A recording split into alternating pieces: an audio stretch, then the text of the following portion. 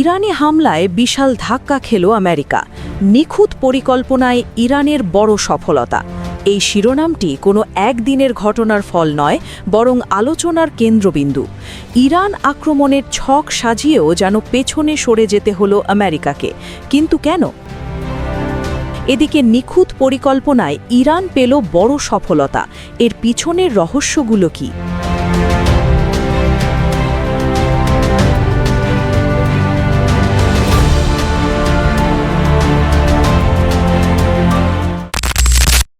এটি কয়েক সপ্তাহ ধরে চলা অভ্যন্তরীণ অস্থিরতা, নিরাপত্তা পদক্ষেপ, আঞ্চলিক কূটনীতি এবং সামরিক বাস্তবতার সম্মিলিত প্রতিফলন। সাম্প্রতিক সময়ে ইরানের বিভিন্ন এলাকায় বিক্ষোভ ও অস্থিরতার খবর ছড়িয়ে পড়লে আন্তর্জাতিক অঙ্গনে দ্রুত আলোচনা শুরু হয়। পশ্চিমা কিছু গণমাধ্যমে ধারণা দেওয়া হয় এই পরিস্থিতি দীর্ঘ হলে তা ইরানের জন্য বড় চ্যালেঞ্জ হয়ে উঠতে পারে। এমন আবহেই যুক্তরাষ্ট্রের পক্ষ থেকে সব ধরনের বিকল্প প্রস্তুত আছে ধরনের বক্তব্য আসে, যা সম্ভাব্য সামরিক হামলার জল্পনা আরও বাড়িয়ে দেয়। কিন্তু মাঠের বাস্তবতা খুব দ্রুত বদলে যায়। ইরানি কর্তৃপক্ষ জানায় তারা অল্প সময়ের মধ্যেই পরিস্থিতি নিয়ন্ত্রণে আনতে সক্ষম হয়েছে। নিরাপত্তা বাহিনী দেশ জুড়ে সমন্বিত অভিযান শুরু করে এবং সন্দেহভাজনদের আটক করা হয়। বিভিন্ন সূত্রে বলা হয় এক রাতেই বড় সংখ্যক ব্যক্তিকে জিজ্ঞাসাবাদের আওতায় আনা হয়। যদিও এই সংখ্যাগুলোর স্বাধীন আন্তর্জাতিক যাচাই সীমিত, তবে এটুকু পরিষ্কার, বিক্ষোভ সংগঠিত ও দীর্ঘস্থায়ী রূপ নিতে পারেনি।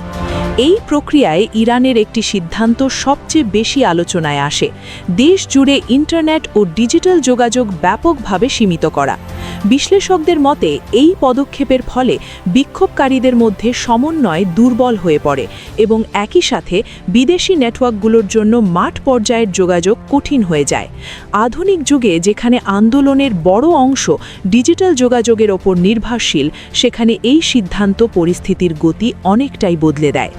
এরপর নিরাপত্তা বাহিনী বিভিন্ন এলাকায় চিরুনি তল্লাশি চালায়। বিচ্ছিন্ন সহিংস ঘটনার খবর এলেও তার রাষ্ট্রীয় নিয়ন্ত্রণ ভাঙার পর্যায়ে পৌঁছায়নি।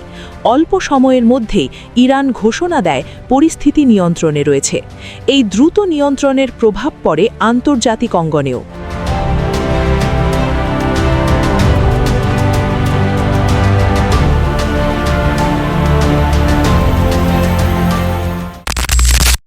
যুক্তরাষ্ট্রের জন্য ইরানের অভ্যন্তরীণ অস্থিরতা ছিল একটি গুরুত্বপূর্ণ পর্যবেক্ষণযোগ্য বিষয়, কারণ বড় সামরিক পদক্ষেপের আগে সাধারণত দেখা হয় দেশটির ভেতরে রাজনৈতিক স্থিতিশীলতা কতটা দুর্বল। কিন্তু ইরানের ক্ষেত্রে সেই প্রত্যাশিত পরিস্থিতি তৈরি হয়নি।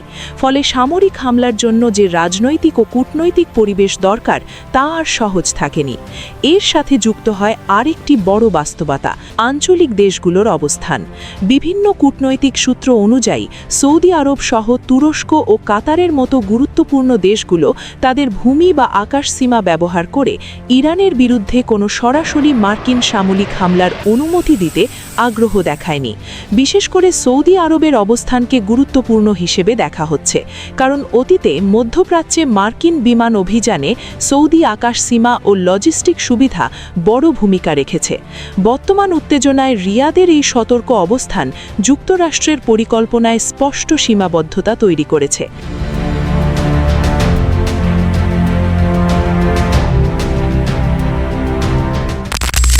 একইভাবে কাতার ও তুরস্ক প্রকাশ্যে সংঘাত এড়িয়ে কূটনৈতিক সমাধানের ওপর জোর দিচ্ছে। এই অবস্থায় যুক্তরাষ্ট্রের জন্য সামরিক হামলার পরিকল্পনা শুধু ইচ্ছার বিষয় থাকেনি, বরং তা পরিণত হয়েছে একটি জটিল কূটনৈতিক ও লজিস্টিক সমস্যায়। ফলে যুক্তরাষ্ট্রের বক্তব্যেও পরিবর্তন আসে। মার্কিন কর্মকর্তারা বলেন, বর্তমানে ইরানে এমন কোনো পরিস্থিতি নেই যা তাৎক্ষণিক সামরিক পদক্ষেপকে বাধ্যতামূলক করে, যদিও তারা এটাও জানিয়ে দেন সব ধরনের প্রস্তুতি বহাল আছে। এই বাস্তবতায় বিশ্লেষকরা বলছেন, এই ধাপে যুক্তরাষ্ট্র সামরিকভাবে একটি ধাক্কা খেয়েছে, কারণ যেই সুযোগ তৈরি হওয়ার কথা ছিল তা ইরান দ্রুত নিয়ন্ত্রণে নিয়ে নিয়েছে। একই সাথে আঞ্চলিক দেশগুলোর অনাগ্রহ সেই পরিকল্পনাকে আরও জটিল করে তুলেছে। অন্যদিকে ইরান এই সময়টিকে কাজে লাগিয়ে নিজেদের অবস্থান শক্ত করেছে। তারা দেখিয়েছে রাষ্ট্রীয় নিয়ন্ত্রণ, নিরাপত্তা কাঠামো এবং সিদ্ধান্ত গ্রহণের ক্ষমতা এখনও কার্যকর। এটি সাময়িক হলেও একটি কৌশলগত সফলতা। তবে বিশ্লেষকরা এটাও মনে করিয়ে দিচ্ছেন, আন্তর্জাতিক রাজনীতিতে বর্তমান নীরবতা চূড়ান্ত নিশ্চলতা নয়, পরিস্থিতি যে কোনো সময়ে নতুন দিকে মোড় নিতে পারে। তবুও এই মুহূর্তে বলা যায়, এই পর্বে ইরান সময় এবং কৌশল দুটোতেই এগিয়ে গেছে।